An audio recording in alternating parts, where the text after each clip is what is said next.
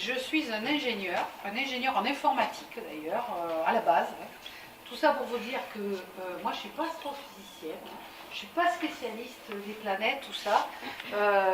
Nicolas, qui va se présenter maintenant, lui il connaît déjà un petit peu mieux que moi. Donc Nicolas André, je suis chercheur au CNRS, je travaille à l'Institut de recherche en astrophysique et planétologie, pas très loin d'ici. Ça fait à peu près 10 ans que j'ai eu ce poste et j'ai toujours aimé les planètes géantes depuis que je suis petit, puisque c'est Neptune qui m'a donné envie de faire ce métier. J'ai eu la chance durant ma carrière de commencer par Saturne et la mission Cassini et d'avoir le bonheur très tôt de réfléchir un petit peu à comment explorer donc Jupiter, à proposer une nouvelle mission avec mon collègue Michel Blanc et la communauté scientifique, et le bonheur de voir cette mission se réaliser bientôt. Et on va vous en parler avec Carole pendant une petite heure. J'espère que vous écouterez avec attention ce qu'on va vous dire. Alors, si déjà j'avais fait passer la bon voilà, en gros, voilà ce qu'on va vous présenter. On va aller faire un petit tour en fait vers les exoplanètes. Vous verrez pourquoi, pour revenir vers le système jovien. Et ensuite, on va rentrer vraiment dans la mission JUICE et parler un peu du satellite et de la charge utile avec les participations françaises. Voilà, on a à peu près 19 slides, 19-20 slides, je crois que j'en ai rajouté tout à l'heure un peu, bon allez, une vingtaine à la louche. Et voilà, donc n'hésitez pas à nous interrompre au fur et à mesure. Donc en fait, concernant les exoplanètes, c'est quand même un sujet qui est quand même... d'actualité. Vous avez vu... Vas-y. Vous avez entendu sans doute dans la presse, donc le prix Nobel de physique cette année a été décerné en partie à deux astrophysiciens suisses, Michel Mayor et Didier Queloz, pour la découverte de la première exoplanète, donc une planète en orbite autour d'une autre étoile que notre Soleil, en 1995 avec un télescope sur le sol français, donc à l'Observatoire de Haute-Provence. Et depuis ce jour, c'est vraiment une révolution un peu scientifique en astronomie. On découvre beaucoup de planètes autour d'autres étoiles. Et au fur et à mesure que les techniques d'observation se précisent, on découvre des planètes de plus en plus petites, de plus en plus proches des planètes telluriques de notre système solaire, de notre Terre. Et la première qui a été découverte, donc on l'appelait, c'était une Jupiter chaude. Donc voilà un petit peu le lien avec notre planète à nous. Voilà. Alors il y a encore la faute qui traîne. On l'a corrigée ensemble tous les deux. J'ai aperçu.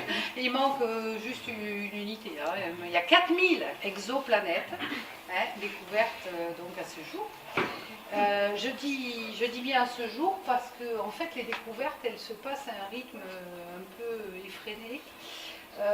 Début août, je crois qu'on en était à 3815, début août 2018, 3815. Et en gros, on découvre une exoplanète tous les 2,4 jours, à peu près, si on regarde. Donc ça va très vite. Et sur ces 4000 exoplanètes, il y en a 190 qui ressembleraient un peu à la Terre, qu'on appelle telluriques en tout cas, donc essentiellement composées de roches et de métal. Et alors, bien sûr, tout le monde essaye de se dire, mais sur ces planètes, si ça ressemble à la Terre, est-ce qu'on ne pourrait pas trouver de la vie franchement, et d'ailleurs on voit des gros titres, ça y est, on a découvert de l'eau sur une exoplanète, il y a peut-être de la vie. Bon, tout de suite ça prend des proportions. Les scientifiques, ils savent qu'on attend les données, ils sont beaucoup plus prudents. Vous connaîtrez certainement de votre vivant la détection de la première planète qui est tellurique dans une zone habitable. Dite habitable. Notre étoile. Ouais. Puisqu'au rythme où ça va, avec les techniques, on observe vraiment beaucoup de plus en plus loin de leur étoile mère, et donc du coup, vous aurez sans doute ce bonheur. Ouais. Donc voilà le top. Alors bon, ça n'a pas été remis un jour dernièrement, mais c'est les candidats à cette recherche de la vie. À ce qu'on appelle l'habitabilité en fait. Est-ce qu'une planète serait habitable par quelque chose? Voilà. Est-ce qu'il y aurait des conditions qui feraient que voilà, on pourrait trouver une forme de vie? Donc quand on regarde, bon, tout le monde n'est pas d'accord déjà sur sur ces 24 guests là, VIP.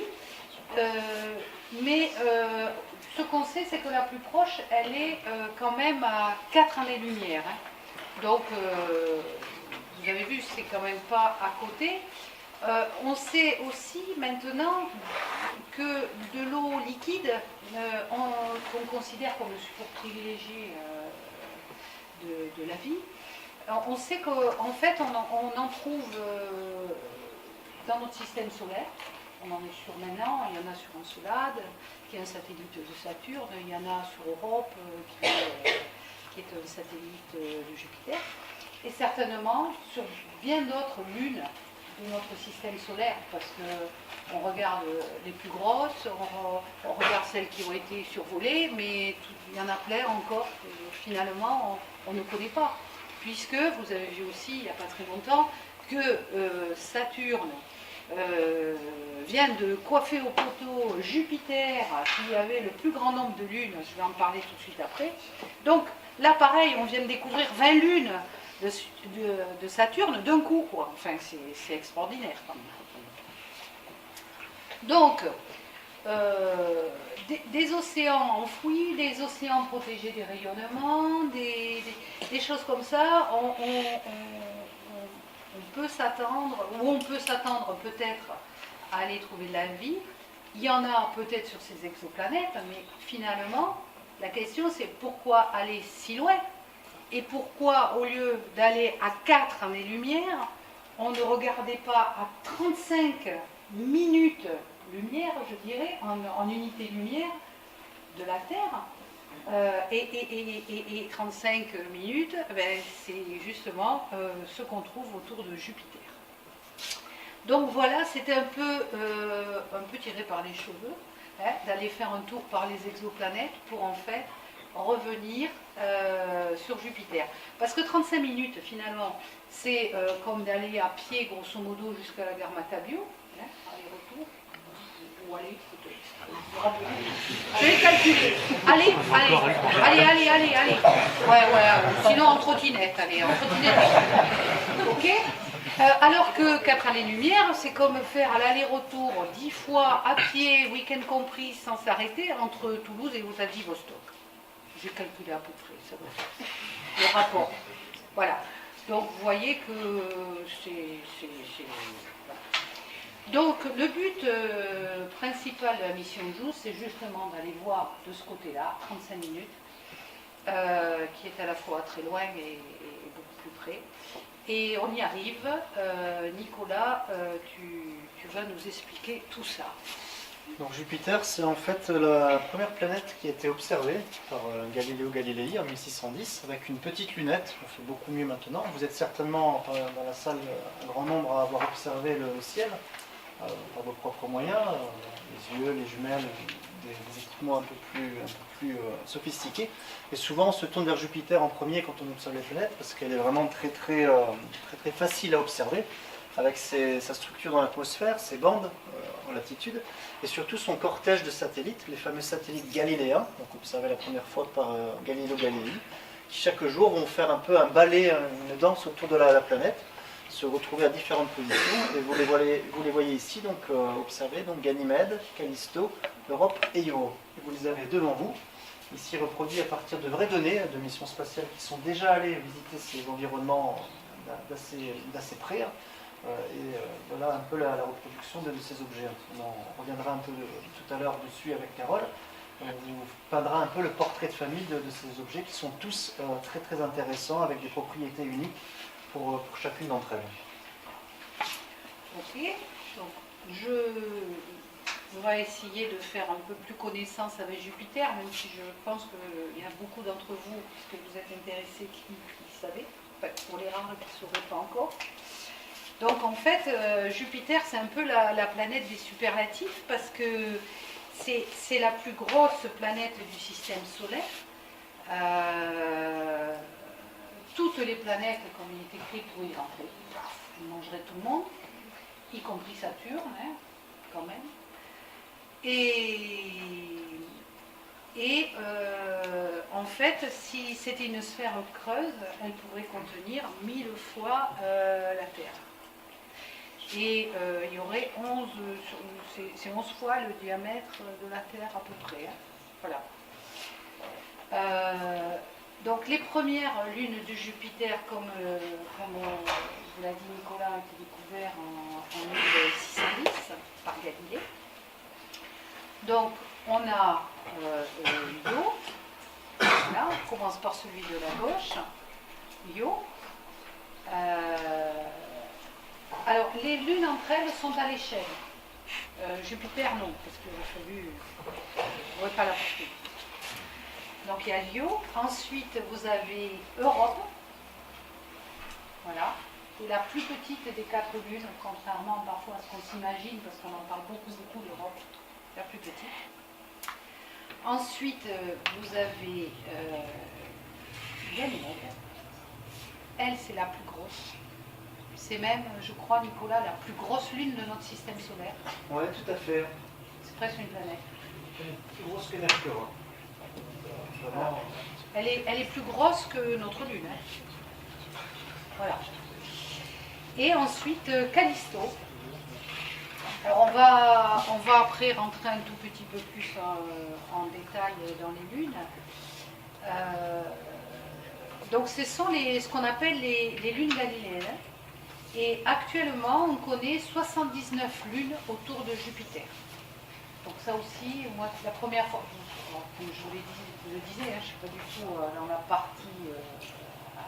voilà. Bon, après, je m'intéresse quand même un petit peu, étant au CNES quand même.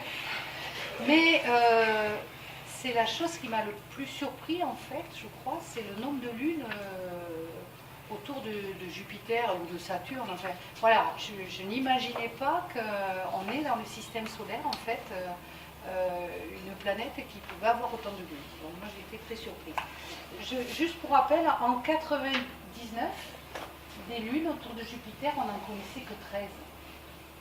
Donc là, moi, je trouve ça fabuleux. Je trouve que la recherche, l'exploration, parce que 99, bon, bien sûr, pour vous, la plupart qui est très jeune, c'est très vieux.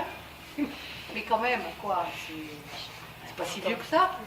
Et finalement, on est passé de 13 lunes connues à 79 lunes, quoi. J'ai dit 79. Bon, moi, je trouve ça hallucinant. Voilà. Donc, moi, je trouve que la science, la recherche, ça va à une allure folle. La taille de la Terre hein, par rapport aux lunes. Pardon ? La taille de la Terre par rapport aux lunes. Ah, elle est plus grosse. Plus grosse à peu près 2 fois Ganymède. Ouais, à peu près. Ouais. 2 fois Ganymède. Ouais, à peu près. Voilà. Et donc, ces lunes galiléennes, ce système jovien, ben, on a envie d'en savoir plus. Et ça, ben, ça va être la mission JUICE qui va nous l'apprendre. Alors, j'ai pas encore remis tout à fait la photo. On a des plus belles photos là maintenant. On a Juno qui est de la NASA, qui est en train d'orbiter. Alors lui, il est centré sur Jupiter. Il fait que du Jupiter, que du Mercure. Donc, il est en train de tourner autour. Et alors ça, si vraiment je peux avoir un conseil, suivez le compte de Juno sur Twitter ou vous voulez Facebook. Je ne sais pas ce que vous faites ou comme ça. Allez voir les photos prises par Juno, c'est à tomber par terre. Tu vas nous en montrer quelques-unes tout à l'heure, vous allez voir. C'est splendide. Je pense que, franchement... Ce qui est rigolo, c'est que la caméra à bord de la sonde spatiale Juno, elle est pilotée, entre guillemets, par des amateurs qui observent toutes les données qu'elle recueille et qui choisissent lesquelles traiter avec la plus grande précision et lesquelles rapatrier vers la Terre. C'est quelque chose que la NASA réussit très bien à impliquer des gens, des citoyens autour de ces grands projets spatiaux. Ouais, je pense que l'Europe pourrait prendre un peu modèle là-dessus. Frileux là-dessus. Voilà. Donc JUICE, c'est une mission qui est réalisée par l'Agence spatiale européenne, l'ESA, et il a donc pour but, vous l'avez bien compris, l'étude de l'habitabilité et du fonctionnement du système jovien. Alors, le système jovien, c'est bien sûr Jupiter, sa magnétosphère, son atmosphère, il va nous en parler un petit peu plus loin, mais aussi ses satellites Donc vous voyez là, hein, Io, Europe, Ganymède et Callisto. Quand vous allez sortir, je vous promets que vous les connaîtrez par cœur, hein, ces 4000. Hein. Ça, normalement, avec le nombre de fois où je vais les répéter, à mon avis, vous allez pouvoir les citer si vous ne les connaissiez pas avant. Je fais disparaître Io là, parce qu'elle ne nous intéresse pas. Nous, on ne va pas aller la voir. Là, c'est là qu'on va avec Juice. Les quatre. Jupiter et Europe, Ganymède et Callisto.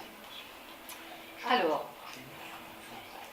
là, on commence par Callisto, bon, c'est bien celui-là, qui a très certainement un océan sous 100 km, à 100 km sous la surface quand même, hein, donc il est assez profond. Par contre, alors je ne sais plus, c'est lui hein, qui a un océan qui est 20 fois plus important, a priori, que tous les océans de la Terre. Ou c'est Europe? C'est Europe. C'est Europe. 20 fois. Je me suis trompée. Voilà. Mais il a quand même beaucoup d'eau. Plus que sur la Terre, quand même. Donc là, c'est une vue de la sonde Voyager 2. Où on voit bien comme Callisto est abîmé par tous les impacts. C'est un des plus vieux corps du système solaire. Et il a été abîmé par tous les impacts qu'il a reçus. Donc on le voit. J'aime beaucoup cette vue de Callisto. Ça, c'est comme beaucoup d'objets dans le système solaire. Ils portent les traces de l'histoire du système solaire, du grand bombardement, avec ce qui s'est passé il y a plusieurs milliards d'années. Et donc à l'arrivée, vous avez ces corps cratérisés, qu'on appelle des corps inertes, qui sont morts, où il n'y a pas de processus qui vont à la surface remettre un peu en forme tout ça, des vents, des pluies, de l'eau, du liquide, des séismes, des volcans. Sur Terre, on avait la même chose, mais ça a été un peu remis, un petit peu, les cicatrices ont été gommées par tous ces phénomènes. Là, vous avez vraiment un corps vierge qui retrace, témoin un peu de ces phases-là très violentes dans l'histoire du système solaire. Donc ça va nous intéresser d'aller les visiter pour un petit peu retracer l'histoire du système de Jupiter, mais aussi de notre système solaire à nous. Donc après Callisto, voilà, Europe. Donc Europe, alors ça c'est là où les Américains veulent aller en priorité, d'accord? Alors bon, je ne vais pas refaire l'histoire de Juice, mais avant c'était une mission en fait conjointe Europe-États-Unis, et puis les États-Unis se sont retirés, l'Europe a décidé de continuer à y aller, et l'Europe a mis elle tout son effort, et vous verrez, sur Ganymède. Et les États-Unis, bon, c'est pas la première fois, mais bon, les États-Unis, finalement, on dit ah ben on va y aller, lui tout seul, sur Europe. Remarquez toutes ces stries là sur la croûte glacée. On va en parler un petit peu plus loin en fait de ce que c'est. Et donc, comme je vous le disais, le Graal de Juice, où les Européens mettent beaucoup d'espoir, parce qu'il y a un énorme océan sur Ganymède également. Et surtout, il y a une magnétosphère. Et ça fait des atouts qui sont quand même importants pour, s'il y a de la vie, la préserver et peut-être la trouver. Donc là, dans le décodage, donc, on a écrit que c'est une première mission cosmique vision, donc c'est la mission L1 de l'ESA. Donc le décodage c'est L comme large. Et large pourquoi? Parce que ça coûte beaucoup de sous. Ce sont des missions qui valent plus d'1 milliard d'euros. Voilà. Et donc Juice c'est la première. Les deux suivantes sont Athéna et Lisa. Voilà. Donc, mais ça c'est pour plus loin et c'est d'autres buts. Voilà. C'est aussi large parce que ça englobe vraiment un grand champ de domaine de la planétologie, l'étude des planètes, puisque toutes les communautés vont être représentées dans cette mission. Aussi bien ceux qui s'intéressent aux atmosphères, ceux qui s'intéressent aux particules ionisées, aux champs magnétiques, ceux qui s'intéressent à la structure interne, à la surface. Il y a vraiment une grosse communauté avec toutes ces disciplines représentées, qui va s'impliquer dans cette mission. Et d'ailleurs, tu vas nous en parler un petit peu de la science qu'on peut faire avec JUICE. Alors j'ai commencé par un domaine qui nous touche particulièrement à l'IRAP, puisque nous, on a une grosse partie du laboratoire qui s'intéresse donc aux environnements ionisés, et à ceux qui possèdent un champ magnétique dans le système. Et donc Jupiter, que vous voyez ici, possède un champ magnétique, un peu comme la Terre, Mercure et toutes les planètes géantes. C'est le champ magnétique le plus intense dans le système solaire. Et ça va donner naissance à une cavité autour de la planète qu'on appelle une magnétosphère, une sphère magnétisée, qui va un petit peu protéger donc, la planète des colères du Soleil.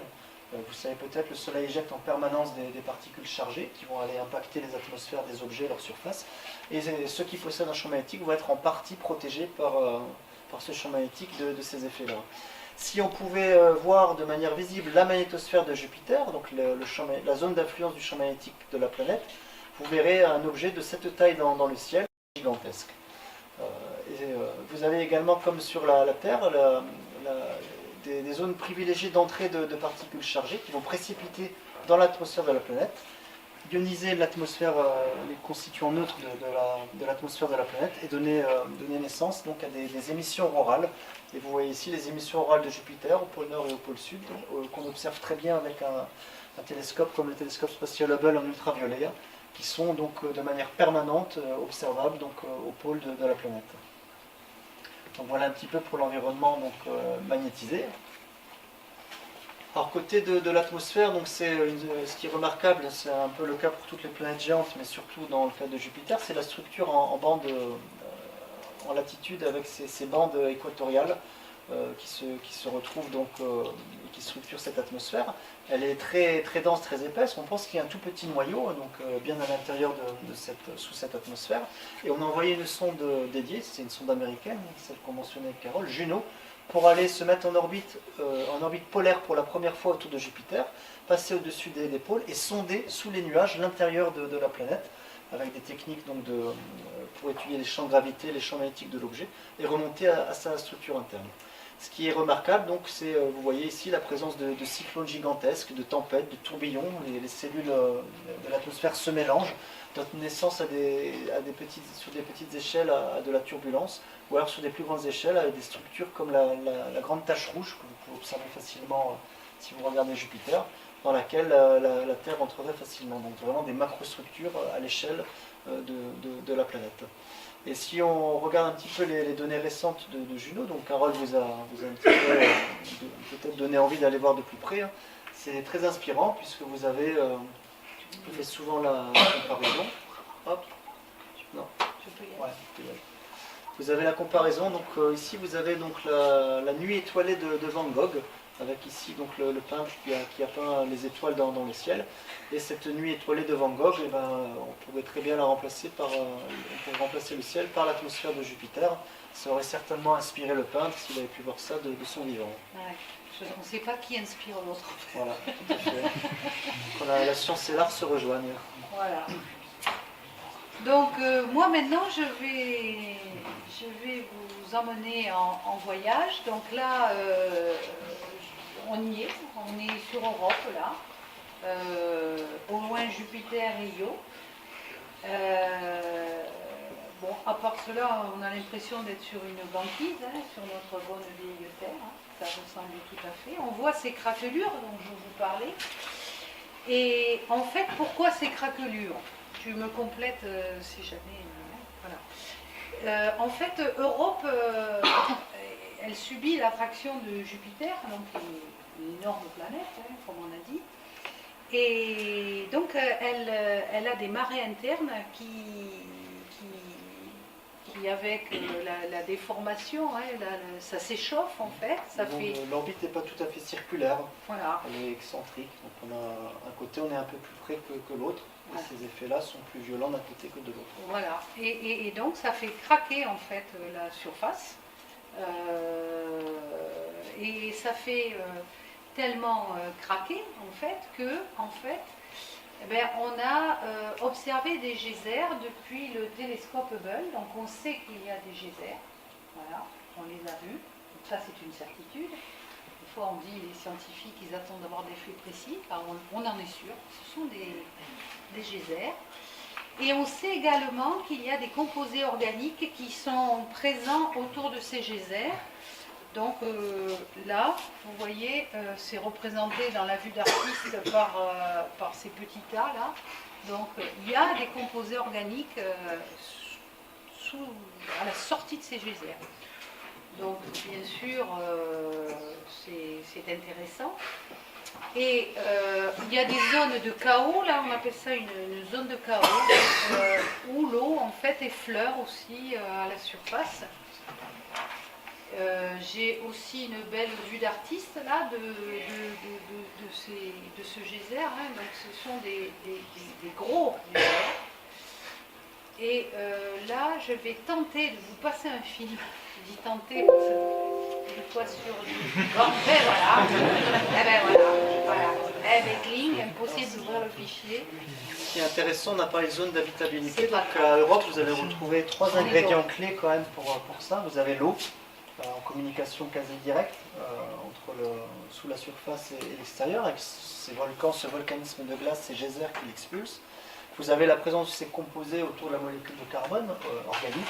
Et le troisième ingrédient qui est essentiel, c'est la source d'énergie.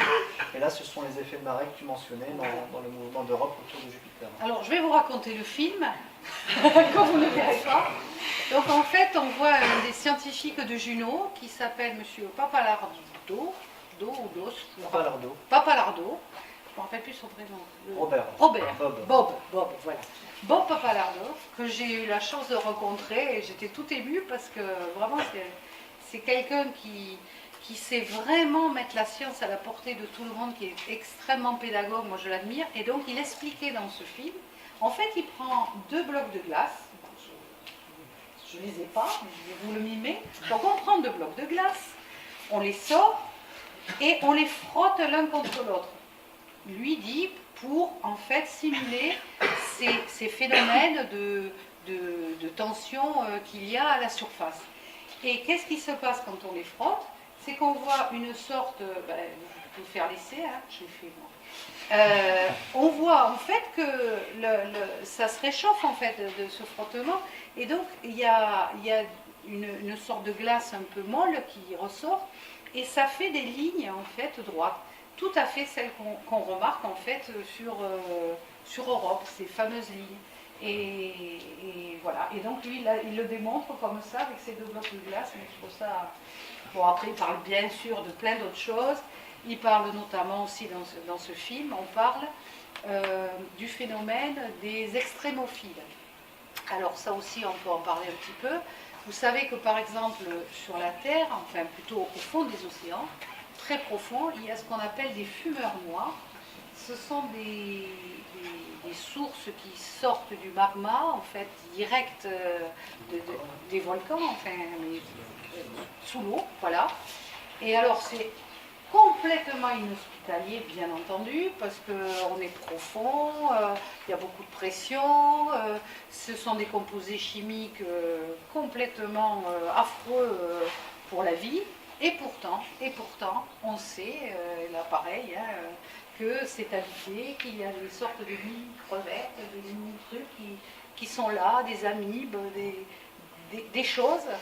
Et donc, voilà, et l'idée c'était de dire, finalement, ces océans qui sont dans ces mondes, ils sont aussi dans des choses complètement inhospitalières, avec des profondeurs complètement dingues, mais peut-être il y a aussi des extrémophiles, donc ça veut dire qui résistent à des conditions extrêmes, y compris de radiation, qui peuvent se trouver là-bas.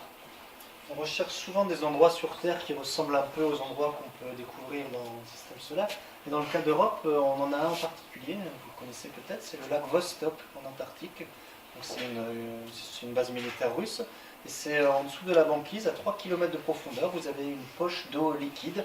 Et les Russes sont en train d'essayer de forer pour aller voir un petit peu quelles sont les propriétés de cette eau liquide. Et en particulier, quels sont les organismes qui pourraient y vivre. Ils survivent. Ils survivent, totalement à l'abri de la lumière. dans ces poches de liquide avec ces sources d'énergie. Donc sur Terre, c'est les effets de marée à 1 degré moins, c'est aussi des sources d'énergie radioactive, donc la radioactivité naturelle, qui vont fournir à ces possibles formes de vie une énergie pour pouvoir prospérer et survivre.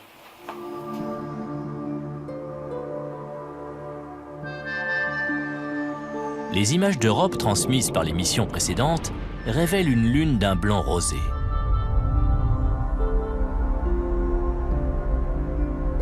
Mais Galiléo découvre moins de cratères météoriques que ne le pensaient les astrophysiciens.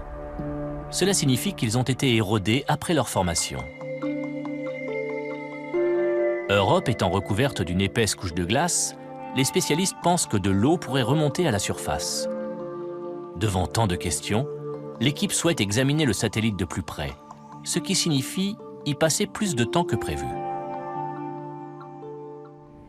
À l'origine, le calendrier prévoyait 3 passages au-dessus d'Europe. Mais les données recueillies étaient si intéressantes que la mission a été rallongée et que la sonde l'a survolée plusieurs fois. La première tâche de Galiléo est d'envoyer des images plus détaillées d'Europe. Plusieurs questions se posent. Le satellite est-il actif en surface? Le processus d'érosion des cratères météoriques est-il rapide ou très lent? Après être partis du principe qu'il s'étalait sur des milliards d'années, les chercheurs changent vite d'avis. Je les écoutais discuter de l'âge de la surface d'Europe. Oh, peut-être quelques milliards d'années. Au passage suivant de la sonde, peut-être 100 000 ans. Et au passage suivant, elle est peut-être encore active. En mesurant le champ magnétique d'Europe, Galiléo fait une autre découverte. Pendant que la Lune orbite autour de Jupiter, son champ magnétique se modifie, signe qu'Europe possède une couche conductrice qui laisse passer le champ magnétique jovien. Ce phénomène n'a qu'une seule explication possible, et c'est une surprise pour les scientifiques. D'après notre interprétation, ces changements sont produits par un océan global sous la croûte glacée. D'après les estimations, cet océan liquide couvrirait l'ensemble d'Europe sur une profondeur de 160 km, ce qui en ferait l'étendue d'eau liquide la plus importante du système solaire. Si tel est le cas, il faut résoudre un problème fondamental. La température à la surface d'Europe peut descendre jusqu'à moins 129 degrés. Comment se fait-il qu'un océan aussi vaste et aussi éloigné du Soleil ne gèle pas entièrement? C'est peut-être dû au même phénomène observé sur Io. Sous l'effet de la gravité jovienne, Europe s'étire et se comprime, ce qui génère une chaleur suffisante pour que la surface reste en mouvement constant. Cela expliquerait également d'autres caractéristiques inhabituelles d'Europe. Les images de Galiléo montrent que la surface d'Europe est zébrée de crevasses. Des failles étranges, parfois longues d'1 millier de kilomètres, et qui apparaissent souvent par deux, comme ici. Une arête, une dépression au milieu, puis une autre arête. Il n'y a rien de semblable sur la Terre. À première vue, ces arêtes sont une énigme. Mais très vite, les spécialistes avancent une explication. Le planétologue Robert Pappalardo reproduit le phénomène en laboratoire avec des blocs de glace. Quand Europe se déforme à cause de la force d'attraction de Jupiter, sa surface s'étire et la glace se fissure. Ensuite, les deux blocs de glace glissent l'un contre l'autre. Mais le frottement des blocs produit de la chaleur, qui réchauffe la glace de chaque côté. Cette glace plus chaude se soulève et forme les fameuses stries qu'on distingue à la surface de la toundra d'Europe.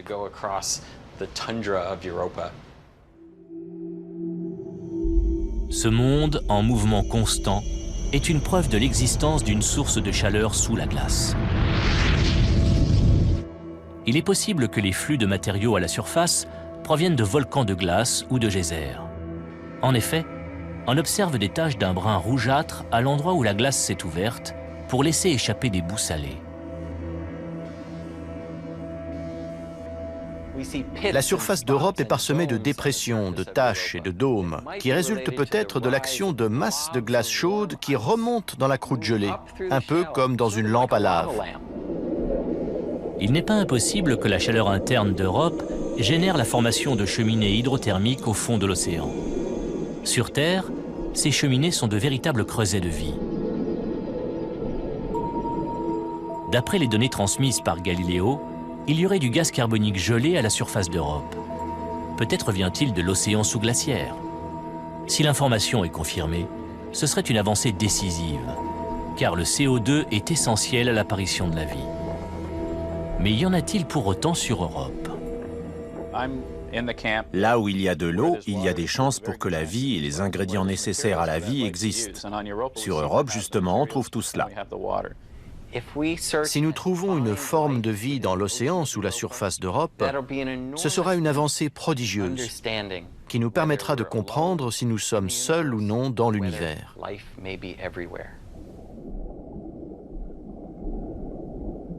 Les scientifiques ont hâte de reprendre les observations sur Europe. Nous aussi. Alors, oui. On a parlé tout à l'heure du champ magnétique de Jupiter. On a vu qu'il était assez grand. Ensuite, on a vu que Europe passait au travers de ce champ magnétique. Moi, j'ai une question concernant l'impact. Parce que sachant qu'il y a le champ magnétique qui va piéger une grande quantité de particules chargées, est-ce qu'il n'y a pas un risque que la vie potentielle à l'intérieur des océans, des lunes de Jupiter, peut être mise en danger par ces particules chargées, ces radiations? Et ça peut empêcher la création de vie. C'est une bonne question. Donc c'est vrai que les lunes de Jupiter, elles orbitent à l'intérieur de cette cavité protégée par le champ magnétique de Jupiter, ce qu'on appelle la magnétosphère. C'est vrai que le champ magnétique va piéger les particules chargées, et ces particules chargées, elles sont présentes en grand nombre autour de Jupiter, parce que vous avez ce petit satellite Io, petit par la taille, mais très actif par son volcanisme. Il éjecte en permanence de la matière, plutôt de la matière soufrée, autour du soufre et de l'oxygène, 1 tonne par seconde, c'est quand même pas rien. Cette matière ensuite va se répandre autour de Jupiter et va être accélérée à des hautes énergies. Elle va former ce qu'on appelle sur Terre les ceintures de radiation. Dans le cas de Jupiter, ces ceintures de radiation, elles sont très larges et ce sont les plus intenses du système solaire, et elles englobent les orbites des lunes comme Io, Europe, Ganymède et Callisto. C'est aussi pour ça que c'est difficile d'aller les explorer. Les systèmes qu'on envoie là-bas sont en permanence agressés par ces particules énergétiques, on doit les protéger, et c'est relativement compliqué. Donc c'est pour ça qu'on ne va pas aller avec JUICE à Io, et qu'on s'arrête à peu près en survolant Europe, et qu'on s'arrête de préférence à Ganymède, pour être dans un endroit un peu moins critique pour les systèmes. Et ces particules très énergétiques, ces ceintures de radiation, elles vont bombarder la surface d'Europe, qui orbite autour de Jupiter. Elles vont à la fois oxyder la matière, donc être source d'une chimie complexe à la surface d'Europe, mais elles vont aussi donc agresser un petit peu éventuellement les formes de vie. Sauf que dans le cas d'Europe, vous avez quand même cette épaisse banquise, on n'a peut-être pas donné l'information, mais on pense, alors ça c'est les modèles des scientifiques, de structure interne, que l'eau liquide se trouve sous une croûte, une banquise d'à peu près 5 à 10 km. On le confirmera avec JUICE de manière définitive. Et pour l'instant, voilà ce que nous disent les modèles. Donc relativement bien quand même enfuis sous la surface, sous la banquise. Donc les particules chargées énergétiques vont être arrêtées sans doute avant d'aller interagir avec les composés qui se trouvent dans cet océan. Donc, et de plus, je crois que j'ai vu passer un papier, là, il y a eu une publi, où il y aurait la face d'Europe qui donne vers Jupiter, où Jupiter ferait une sorte d'énorme bouclier en fait par rapport aux radiations cosmiques. Alors je ne sais pas. Donc ça c'est dans le trajet d'Europe autour de Jupiter, tu as raison Carole, donc c'est un trajet assez lent, on appelle ça une orbite keplérienne. Donc c'est 3,5 jours à peu près pour faire le tour de Jupiter le long de l'orbite.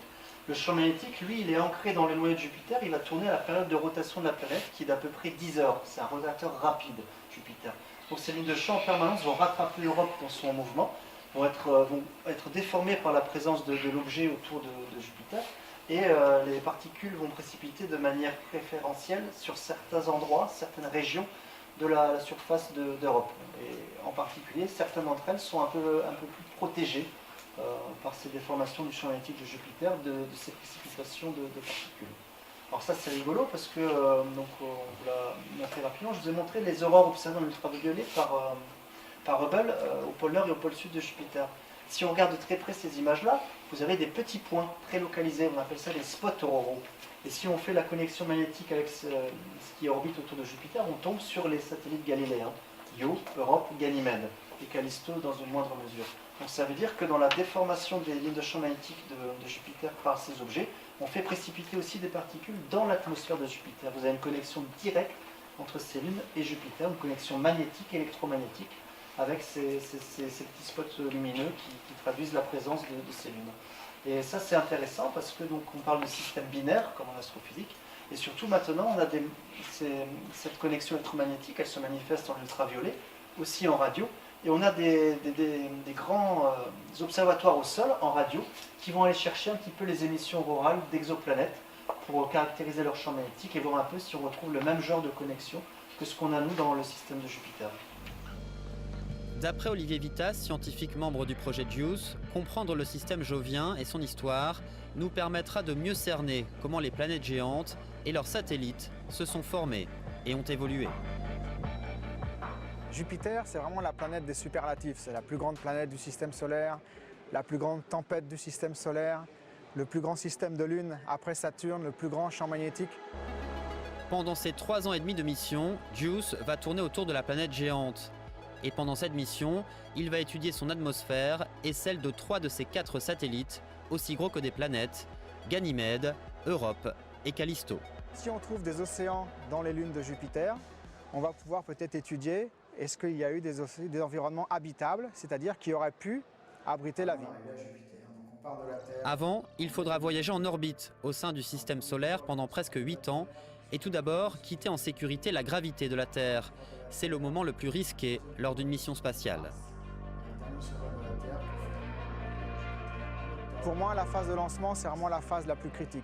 On n'a pas le choix, on doit faire confiance au lanceur qui doit nous lancer, nous faire échapper à l'attraction terrestre et nous envoyer dans la bonne trajectoire. À la fin de la mission, on va vouloir se mettre en orbite pour la première fois autour d'une des lunes de Jupiter, qui s'appelle Ganymède, la plus grosse lune. Et donc, de manière identique, se mettre en orbite autour d'une lune, c'est quelque chose de critique. Il faudra allumer les moteurs, faire la bonne durée, bonne performance. Donc ce sera une autre phase très critique de la mission. JUICE va survoler à plusieurs reprises 3 des 4 principales lunes de Jupiter pour révéler le potentiel habitable d'un corps aussi éloigné du Soleil.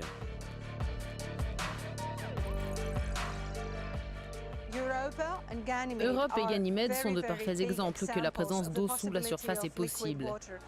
La seule chose qui nous reste à découvrir, c'est à quelle profondeur se trouve cette eau, à quelle distance se trouve-t-elle de la surface et son étendue.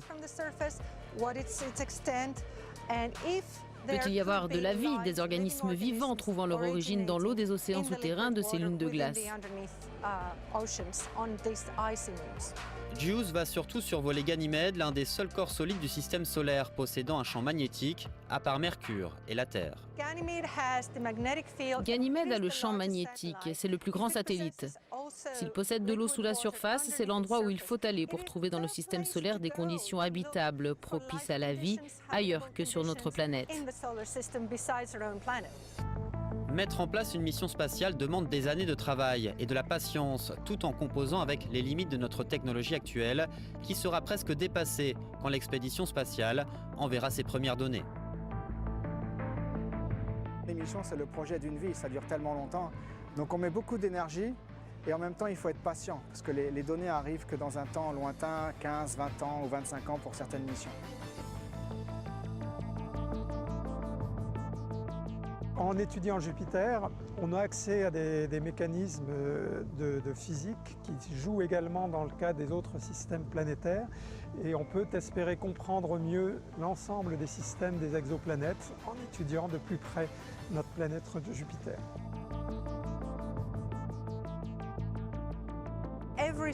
Chaque mission spatiale fournit des informations sur lesquelles vont travailler des générations d'astronomes, comme je l'ai fait moi-même. J'espère que beaucoup de jeunes vont désormais se préparer à travailler avec les informations de JUICE dans les prochaines décennies.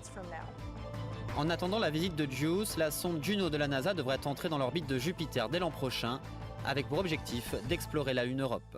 Vous le voyez, donc c'est lancement en 2022 par une dernière des Ariane 5. J'espère qu'il va nous en rester. 2022, c'est un énorme challenge à tenir. Parce qu'en fait, c'est la date qui a été annoncée par l'ESA au début. La mission a été adoptée en 2012. Donc, ça fera 10 ans depuis son adoption. Et là, on n'a pas varié, en fait. On en est à commencer... il y en a déjà d'ailleurs qui sont construits des modèles de vol. Et pour le moment, l'ESA tient sa date de 2022. Je vous l'expliquerai, je vous montrerai d'ailleurs tout à l'heure quelques beaux exemples du satellite qui est fait par ADS à Toulouse, ici. Donc on en est très fiers. Alors, il y a quand même 7 ans et demi de voyage pour arriver jusqu'à là-bas. 6 milliards de kilomètres parcourus. On appelle ça une croisière, mais c'est pas la croisière tranquille, je me la coupe douce.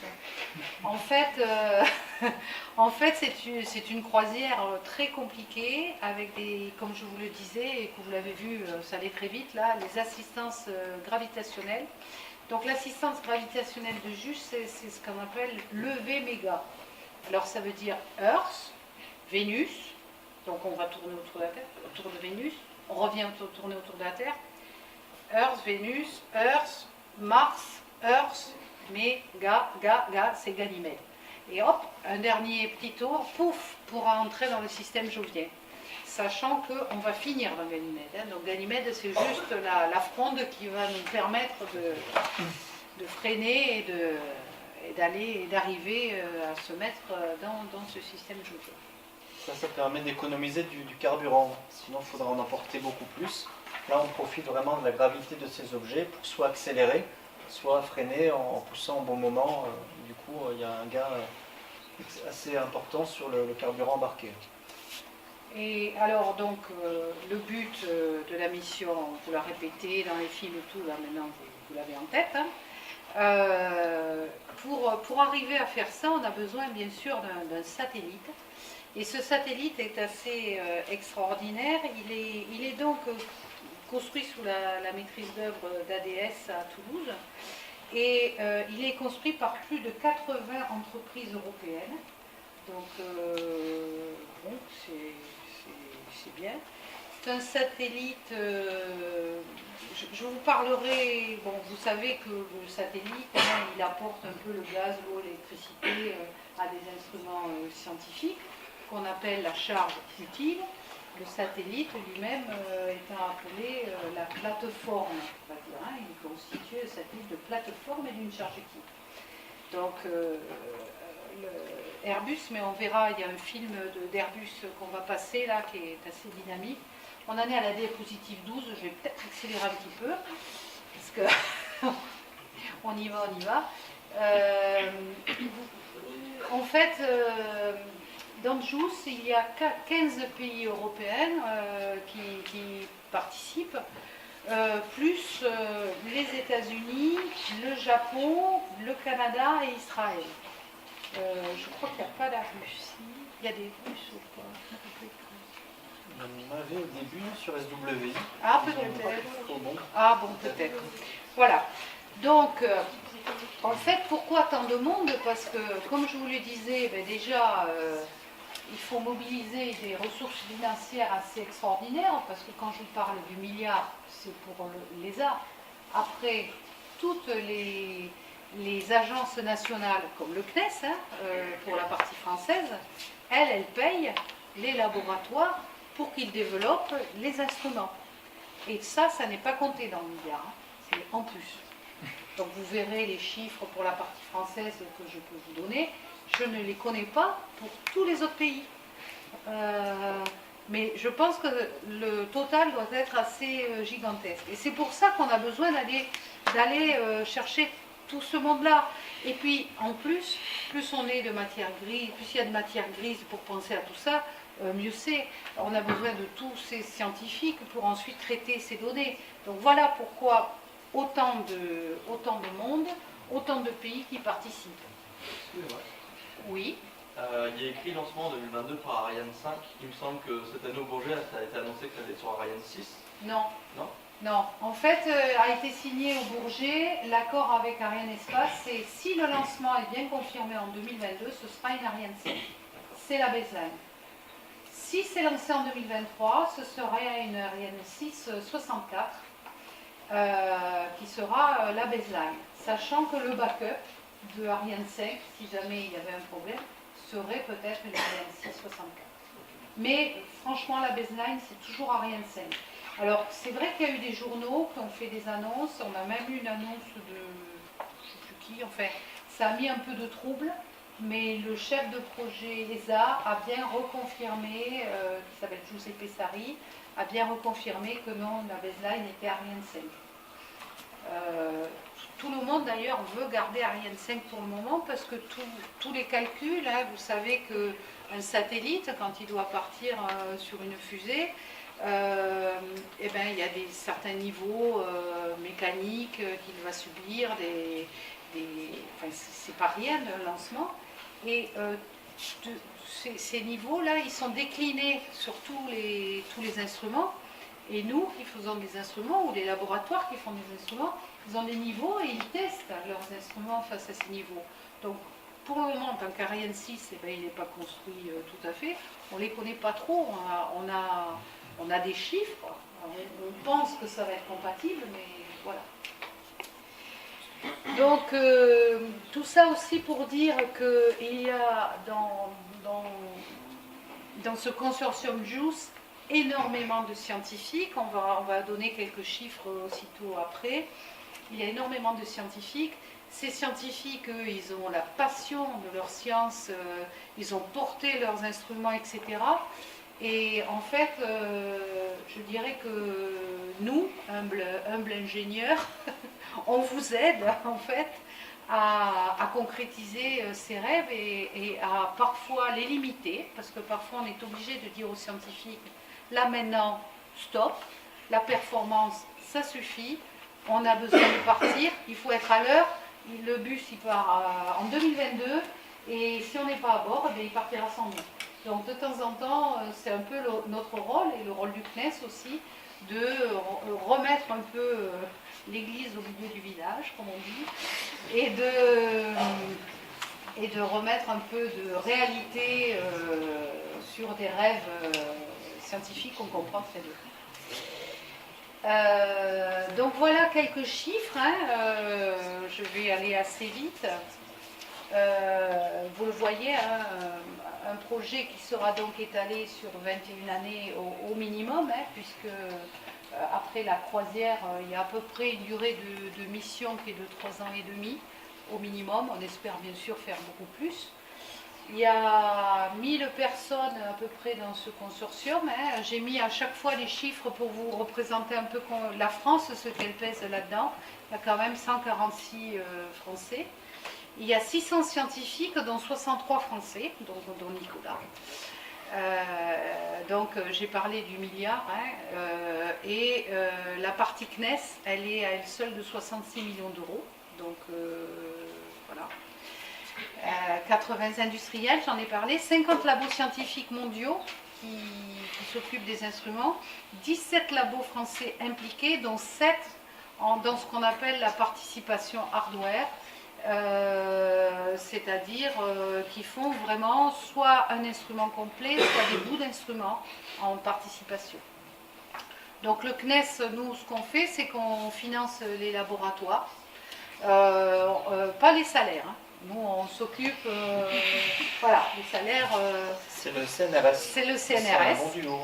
Oui, oui, on fait ça, ça marche bien. Hein, ça fait quelques missions qu'on fait avec le CNRS. Donc, on finance en fait tous les instruments, tout ce qu'il faut acheter, et on met à disposition nos experts.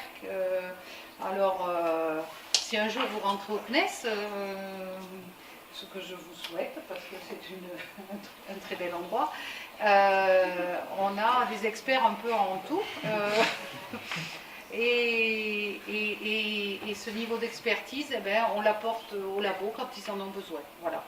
Dans les bons et les mauvais moments. Voilà. Donc je vous conseille de visiter le site web du CNES que j'essaye de remettre à jour. Donc il me manque encore 2-3 pages à mettre à jour, mais j'y travaille. Le site de l'ESA qui est très beau, hein, vous verrez de très jolies choses. Et ben sinon j'ai un compte Twitter parce que comme je vous le disais, donc je suis une tweeteuse. J'essaye quand j'ai un peu de temps, je passe un peu trop de temps sur Twitter. Bon là on va aller, bon, on en a parlé, hein, les challenges techniques. Voilà, l'environnement radiatif extrême. Mes collègues, quand je vais les voir et que je leur dis il faut monter une manip, il faut tester telle partie d'instrument, quand je leur donne les niveaux, ils disent mais ça va jamais passer, quoi. Vraiment, t'es sûr? Oui, ça passe.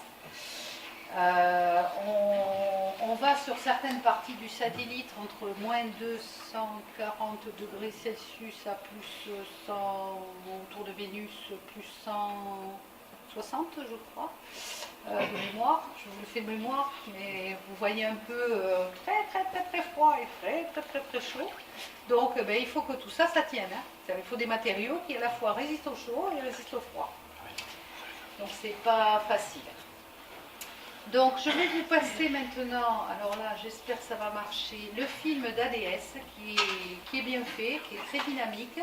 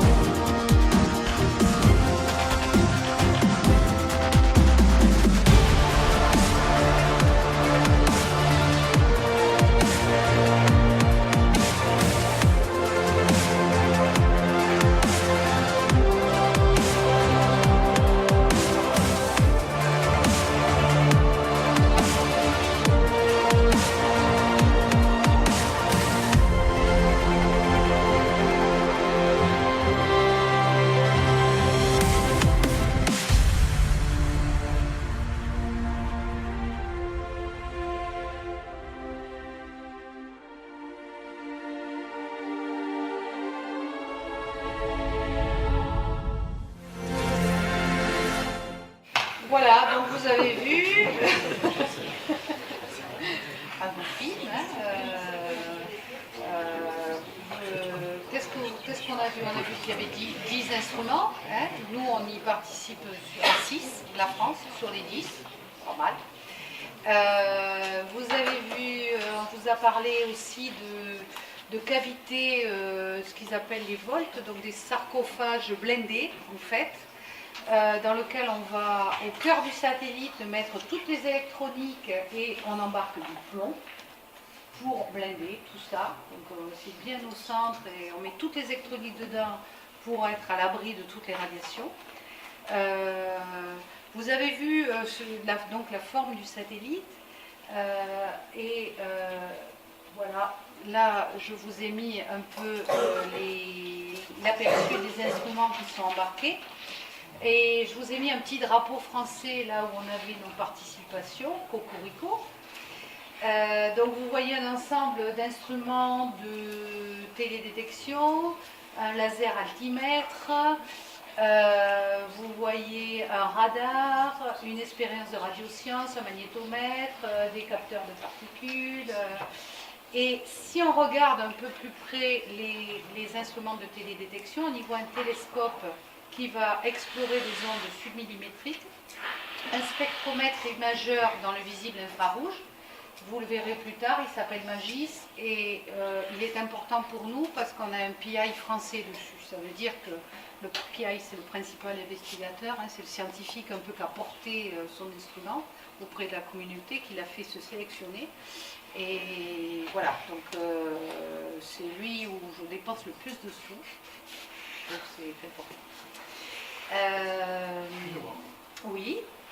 Quel est l'instrument qui va déterminer la profondeur de la couche de glace? C'est justement le radar qui va passer à travers cette couche de glace. Et il s'appelle Rheim. Et voilà, nous on n'a pas de participation sur Rheim à part un simulateur qui est fait par l'IPAG qui est à Grenoble, un simulateur de surface. Et en fait, ce simulateur va permettre d'enlever les artefacts de surface pour vraiment se concentrer sur la profondeur. Voilà, c'est le radar. C'est la première fois qu'il y aura un radar autour de Jupiter embarqué sur une mission spatiale. Voilà. Une autre nouveauté mondiale à propos de JUICE, en plus de la taille des panneaux solaires que vous avez vus qui font quand même pas loin de 100 mètres carrés, donc c'est assez extraordinaire, et d'un mât de 10 mètres sur lequel on va avoir des instruments, notamment un français qui s'appelle SCM, Search Coil Magnetometer. Qu'est-ce que j'ai perdu mon idée. Ah oui, la première mondiale, c'est une chaîne qui est faite par la France, par le laboratoire qui s'appelle l'ERMA, qui est à l'Observatoire de Paris, et qui va embarquer pour la première fois une chaîne à 1200 GHz. Donc ça va être la chaîne la plus dans les sous, enfin, je sais pas comment dire, dans les fréquences la plus élevée. Voilà. Jusqu'à présent, on n'a pas embarqué, on n'a pas spatialisé de chaîne aussi de ce type-là. Voilà. On s'était contenté de faire du 600 GHz et là on va doubler quand même. Alors, qu'est-ce que je peux vous dire encore? Là, vous voyez un petit peu la taille de l'homme à côté du satellite. Hein. Donc, je vous ai mis un petit peu les chiffres. Donc, la masse au lancement de JUICE, je crois qu'elle a été revue, je crois que c'est pas loin de 5,5 maintenant. 5,5 tonnes. Le carburant, vous voyez un petit peu hein, ce que ça représente. Et finalement...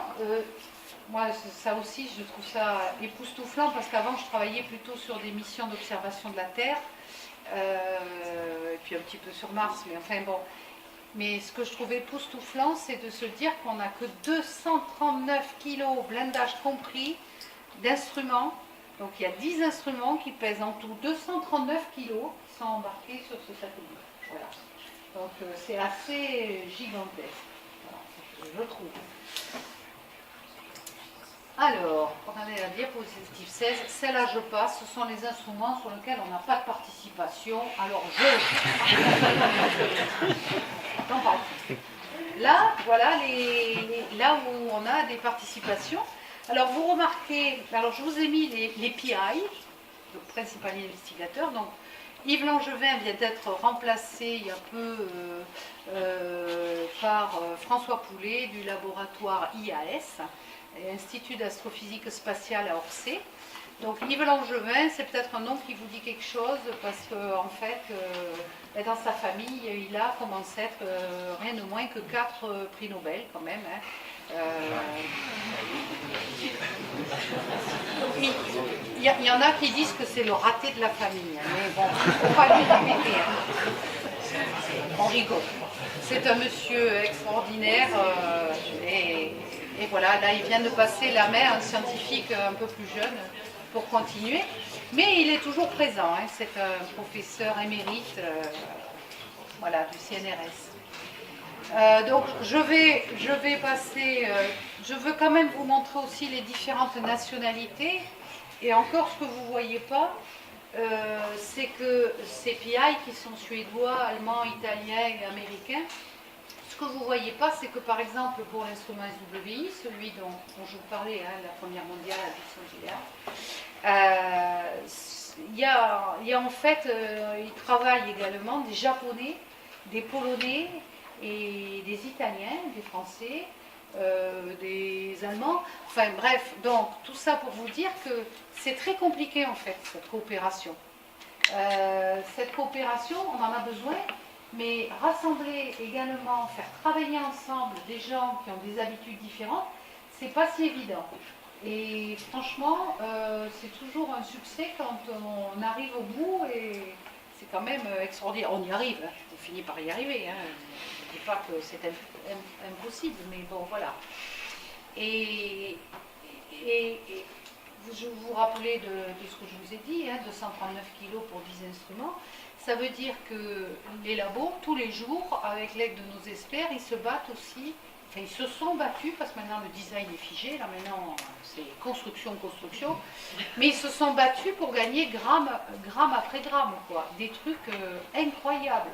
On a des structures qu'il a fallu évider un maximum pour gagner les grammes, mais d'un autre côté, tout ça, c'est un peu ce travail aussi d'ingénierie qui est fait à côté du travail des scientifiques. Donc, vous voyez les laboratoires, je ne vais peut-être pas tous vous les citer, je vais avancer un petit peu. Oui, vas-y. Notre Toulouse, parce que je vois qu'il y a un projet. Donc nous, à Toulouse, on a la chance de contribuer à PEP, c'est un ensemble de senseurs dédié à la mesure de particules chargées, des électrons, des ions, de gaz neutres. Et on travaille dessus, on fournit des sous-systèmes donc, à ce consortium, nos collègues suédois et américains qui font partie de ce consortium, notamment des détecteurs pour certains des instruments et aussi des cartes électroniques. Et donc il y a notre chef de projet à l'IRAP qui est ici ce soir, donc Olivier, qui pourrait vous en raconter un petit peu plus sur les challenges pour la réalisation de ces systèmes pour une mission aussi compliquée que celle-ci. Voilà, ça s'appelle les micro-channel plates. Hein. C'est MCP et on a vécu des moments difficiles ensemble. Mais ça y est, les modèles de vol sont livrés. Donc félicitations, ça fait partie des 2 contributions qui sont pour le moment livrées et c'est déjà pas mal. Parce que le reste à faire. Et c'est ça en fait de ce travail en équipe qu'on vive un peu, qu'on ait des choses un peu difficiles parfois à surmonter. On vient par exemple de casser en vibration un des éléments justement de SWI, une participation française.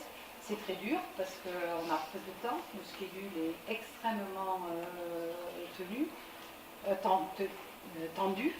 Mais globalement, quand même, je dirais que c'est cette passion de nous tous qui permet qu'on tienne, parce que sinon, on ne tiendrait pas. Hein. C'est pas possible.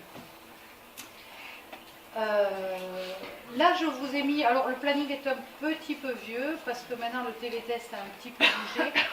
Je ne vais pas rentrer là-dedans, mais ça, c'est notre guide. Ça, c'est le planning de développement général de l'ESA, et c'est là-dessus qu'on doit s'aligner. Donc c'est une lutte, comme je vous le disais, de tous les instants pour essayer de respecter la date de lancement, produire le modèle de vol avant ce qu'on a marqué, là le TV-test, TV c'est Thermal Vacuum Test, c'est un test absolument nécessaire pour tout instrument qui part, tout instrument spatial, dans lequel on va recréer des conditions de vide thermique et également thermique. Et c'est là, une fois qu'on a passé ce test, que souvent, et plus les vibrations, les EMC, enfin bon, il y en a d'autres, hein, mais ces tests dits d'environnement, si on les passe, eh bien après on peut être plus relax et on se dire que l'instrument, il va arriver à faire sa mission. Donc il faut absolument qu'on arrive, absolument qu'on y arrive. Il y a également ici, je vous ai mis quelques petits modèles, des noms de modèles, je ne sais pas si vous êtes familiers. Mais en général, on dit on fait un instrument, mais en fait, on en fait plusieurs. On fait ce qu'on appelle le modèle structurel et thermique, le STM. lui, c'est lui qui va permettre, alors quand il existe et qu'on a le temps de le faire, de faire des premiers tests justement de vibration, de choc ou de thermique, avoir une idée un petit peu de si ça dissipe, etc. Il y a Isabelle là qui est d'ADS qui connaît ça par cœur. Ensuite, on a un modèle dit EM, le modèle d'ingénierie. Alors lui, c'est un petit peu le brouillon, on va dire, mais avec des éléments qui déjà commencent à communiquer, de la télémesure qui peut commencer à s'échanger, etc. Donc c'est pas très beau à voir en général, mais c'est extrêmement utile, c'est une sorte de... ça nous permet de débugger en fait. Ensuite, on a, quand là aussi on a le temps, sur JUICE on n'a pas le temps, on a ce qu'on appelle le QM, un modèle de qualification, et là on va lui faire subir les derniers outrages. Non seulement on va aller au maximum, mais en plus on va prendre des marges, donc on va aller encore plus loin que le maximum de ce qu'il doit voir. Et là, s'il tient le choc, c'est bon. Et puis on a le fameux modèle de vol, celui-là qui va partir effectivement. Et puis un autre modèle en général que nous demande là, par exemple pour JUICE, l'ESA, c'est ce qu'on appelle le flight spare, le modèle de rechange, au cas où il y ait un accident quelconque et qu'au dernier moment, le modèle de vol, il soit cassé, qu'il y ait une intempérie, n'importe quoi, quelque chose qui lui tombe dessous, il tombe par terre, voilà. Il vaut mieux qu'on en ait un de rechange. Donc en fait, vous voyez, c'est pour ça que c'est extrêmement serré, tous ces modèles, forcément, voilà. Là, je vais vous montrer, alors ça c'est des planches que j'ai rajoutées aujourd'hui, parce que je trouve que c'est intéressant également de vous montrer un petit peu en réalité. Donc là, vous avez sur la gauche STM, justement, du Surge Coil Magnetometer, qui a été passé en vibration à Toulouse, à Mécano-Idée, qui est une boîte toulousaine, et qui a survécu. Donc là, on est très contents. Et je vais vous passer aussi, souvent les gens me disent, mais quand on parle de choc, qu'est-ce que c'est? Je vais vous montrer ce que c'est qu'un choc, ça va aller très très vite en fait, vous allez voir. Donc c'est le même, hein, c'est le SCM, le même, c'est là qui va subir un choc. Donc voilà comment c'est fait, c'est aussi fait à Mécano-Idée. C'est ça un choc, c'est ça un essai de choc. Voilà, des fois les gens ne savent pas, je vous en montre pas, vous en aurez vu. Là je vous passe, enfin je comptais vous passer, oui ça y est, ça c'est le fameux engineering model du satellite. Alors il est magnifique, franchement il est magnifique. Je vais vous dire pourquoi, parce que c'est pas un EM comme on a l'habitude de les voir. D'habitude, les engineering models, ils sont posés sur des tables, tous. Là, il y a une filasse informe. Et voilà. Bon. Là, quand même, ce qu'il faut voir, c'est que la structure, le cylindre principal est réel, est à taille réelle. Et que le harnais, en fait, ça aide un peu les équipes d'intégration, les d'IT, comme on dit chez nous, à router comme il faut les câbles et avoir une idée déjà si les instruments vont bien pouvoir entrer dans le satellite. Donc là, vous avez des modèles de nos différents... Alors, j'ai pris qu'une face parce que c'est là qu'on a nos participations françaises. Mais il y a des équipements de la plateforme également et des instruments. Je pensais que c'était intéressant. Alors là, il est juste à côté, quoi. Vraiment, il est à l'Astrolabe, chez ADS. Ce qu'on appelait Intespace pour les plus vieux. Et donc, j'ai eu la chance de pouvoir le voir et je le trouve mais très très très beau. Qu'est-ce que je vous ai mis encore? Ah oui, là je vous ai mis en fait, pour vous dire où on en est, donc on en est vraiment à faire du modèle de vol. Là c'est les premiers bouts du satellite qui va vraiment aller jusqu'à Jupiter. Donc le cylindre central avec dedans, on le voit là sur la gauche, le premier réservoir qui est introduit dedans. Et tout ça c'est du vrai modèle de vol. Et on voit les équipes qui travaillent à intégrer tout ça. Également, je vous ai mis ici Alors là, donc ici c'est Giuseppe Sarri, c'est le chef de projet ESA. Et ici c'est Didier Radola qui est le responsable programme à ADS. Et donc ils sont très contents tous les deux parce que le deuxième réservoir est livré, le deuxième réservoir de vol. Et là vous avez tous les petits bouts de vol qui sont déjà fabriqués. À noter ici, pour nous qui nous intéressons, le fameux mât de 10 mètres là, qui est donc replié, qui est quelque chose d'assez technique, on va dire, et sur lequel on a donc le fameux Search Coil Magnetometer au bout des 10 mètres. Voilà. Et je termine. S'il y avait qu'un mot que je voudrais que vous reteniez aujourd'hui, j'espère que vous l'avez compris, c'est le mot énorme. Alors, comme je vous l'ai écrit, énorme, la taille, vous l'avez vu, du système jovienne, la taille du Jupiter, tout ça. C'est la première mission de classe large, énorme. Le nombre de pays qui coopèrent, qui sont même pas négligeables. Le but de la mission, qu'est-ce qu'il y a quand même de plus beau que d'aller chercher l'habitabilité dans notre système solaire? La taille du satellite, vous l'avez vu, les panneaux solaires, le nombre d'entreprises, les conditions extrêmes que le satellite va rencontrer également. Je vais vite, voilà, bon, je vais pas, vous avez tout, je ne vais pas me répéter, voilà, et je termine, et je pense qu'on est contents tous les deux d'avoir essayé de vous faire partager notre passion sur cette mission. Vous êtes jeunes, beaucoup, peut-être qu'un jour vous traiterez les données de JUICE, peut-être, voilà, et que quand vous verrez qu'on arrive autour de Jupiter, moi je serai à la retraite, depuis belle lurette, en 2030, mais en 2030, normalement, on devrait avoir des découvertes assez intéressantes qui vont se faire. Voilà. On vous remercie de votre attention.